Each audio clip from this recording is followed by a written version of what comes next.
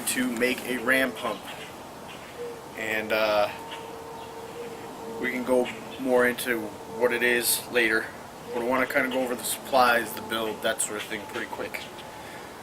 So what you'll need is, you'll need some sandpaper, some rags, you need some chemical resistant gloves, you'll need some Teflon tape. This pipe cutter is pretty handy. If you can get a demo saw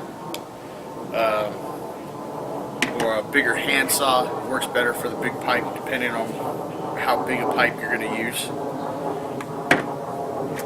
And then we've got our PVC cement and our PVC primer.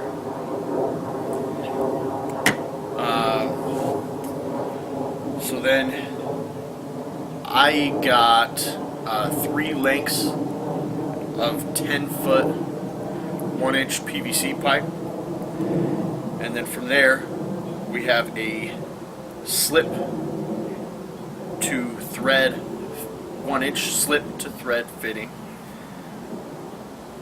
and then from there I put a 1-inch gate valve.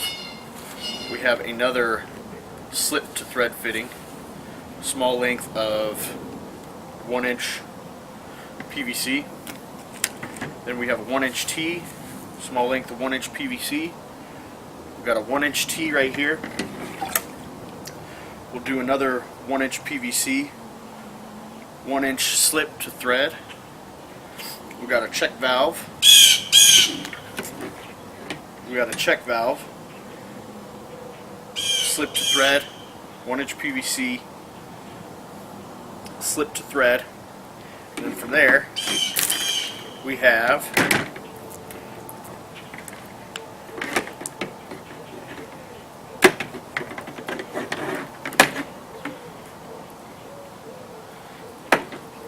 one and a half inch to 1-inch bushing. Alright, and then we've got a 3 to 1.5 inch reducer, or a 3-inch by 24-inch PVC pipe. Then on the inside got is a pool noodle that goes inside there. And what you want to do, get that in there. It's going to have a little length at top. That way it fills this 3-inch cap on top. Alright. From there, we have a 1-inch PVC, small length. And then we have a coupler, 1-inch coupler. And then we have a 1-inch reducer. So this is going to be, or no, this is a bushing. So this is going to be a 1-inch to a 1/2-inch PVC bushing. Alright. And then we're going down to 1/2-inch. So we got a 1/2-inch slip to thread. Then I got a 10-foot length of 1/2-inch PVC. So then we cut a length here. So 1/2-inch PVC, 1/2-inch slip to thread, 1/2-inch gate valve, 1/2-inch slip to thread, 1/2-inch PVC, 1/2-inch slip to thread. And then what we've got is this coupling, female coupling, which moves over to our end line. And this is just a black sprinkler poly. So there's a barbed end in here, and this is a 1/2-inch. So this will connect right to here when we're all said and done. You don't have to get the now you don't have to get the 10-foot lengths of 1/2 or 10-foot pipe, but I'm going to use it for other parts of my irrigation. So I decided that it would be best if I got those that pipe. Now, when it comes to cutting these things, you can use these for the inch, but after doing so myself, I don't mind a blister or two every once in a while, but work smarter, not harder. Get a demo blade on it or something like that. So this is nice to have. It works really well for 1/2 inch or lower. But for the 1 inch, I cut all these with this, all the 1 inch pipe with this, and it was a pain. Also, let's see what else you'll need. You'll need coffee.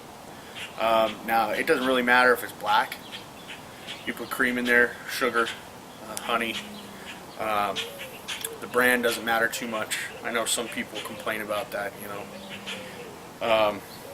But you'll definitely need coffee, depending on how early in the morning you're going to wake up, and you know, if you're doing this, you know, at night before you go to bed, make the coffee. Just make it for the next morning, because you're going to need it. Alright, so the one thing we also forgot is right here. So right here, we're going to have on this first tee, we have a 1 inch pipe, slip to thread, then a check valve. Now your check valve is going to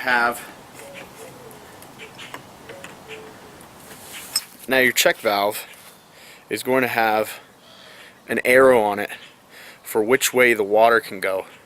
So here, the water can go this way as the arrow is pointing this way. Alright? But you'll hear it, the water can't go that way. Because as soon as the water hits that check valve, I don't know if you can see that, it shuts. And that's what we want. We're going to have this check valve with the arrow pointed down. We're going to have our other check valve that's going to our pressure chamber with the arrow headed up.